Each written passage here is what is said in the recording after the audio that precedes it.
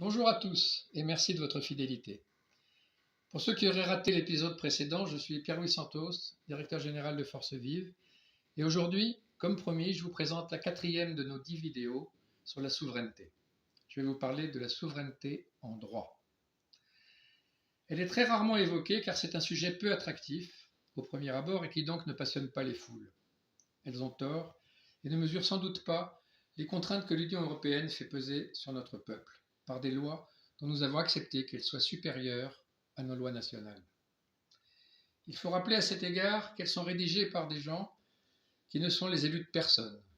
Un ou deux exemples concrets vont vous faire mieux appréhender ce grave problème. Deux institutions principales sont concernées, la Cour européenne de justice et la Cour européenne des droits de l'homme. Sans oublier naturellement les traités comme Schengen et d'autres dont le vote a été usurpé par Nicolas Sarkozy, malgré les résultats négatifs du référendum en France. À titre d'exemple, et sans que ce qui suit soit limitatif, cela nous empêche de contrôler nos frontières, ça nous empêche de mener la politique d'immigration que nous souhaitons, il en va de même pour la politique pénale, pour les lois sociétales, et pour le contrôle de ce qu'ils appellent, sans rire, la liberté de pensée et d'expression et bien d'autres choses.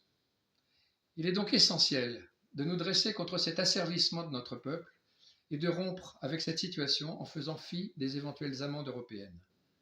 La position de la France, l'une des grandes puissances de l'Union européenne, rend inimaginable toute décision extrême de l'Europe. Il en va vraiment de notre avenir. Merci de votre attention et à bientôt.